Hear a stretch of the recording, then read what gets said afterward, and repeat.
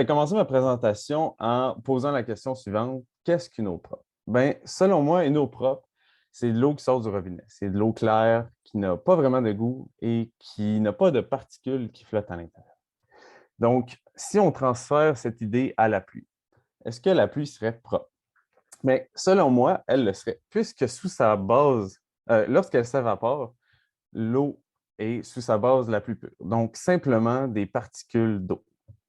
Et va s'accumuler dans les nuages et va retomber par la suite sous forme de précipitation. Elle va ramasser de la pollution atmosphérique, mais ça peut être négligeable. Donc, si on regarde une rivière de mauvaise qualité, comme la photo de gauche ici, est-ce que l'eau de pluie serait capable de rendre la rivière de bonne qualité, comme la photo de droite ici? Donc, là, il faut rentrer dans le concept de concentration. La concentration étant une masse de polluants par volume d'eau.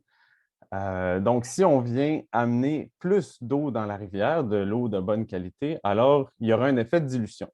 Il y aura une même quantité de masse, mais plus d'eau dans la rivière. Donc, elle serait théoriquement plus propre.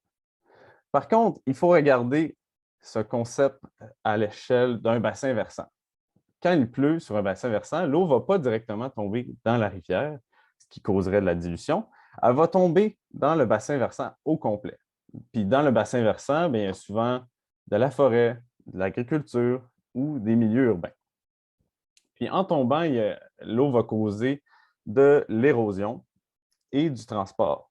Donc, le transport va s'effectuer si le sol commence à avoir assez d'eau, il y aura du ruissellement. Donc, le ruissellement va transporter les particules de polluants comme le sable, des particules de sol, les engrais, jusque dans la rivière. Donc, sous un œil de production d'eau potable, c'est vraiment important de regarder ces événements hydrologiques, puisque c'est dans ces moments-là qu'il y aura une augmentation de polluants dans la rivière. Donc, si on regarde une rivière après un événement hydrologique comme une pluie ou une débâcle, le débit va augmenter et en augmentant, la qualité de l'eau a tendance à diminuer. Donc là, on peut voir que l'eau commence à devenir de plus en plus brune en se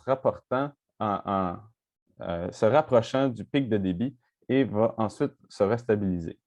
Donc, c'est pour ça que c'est important, quand on est une usine de production d'eau potable, de regarder les événements hydrologiques et d'adapter notre production en fonction de ces événements. Merci beaucoup.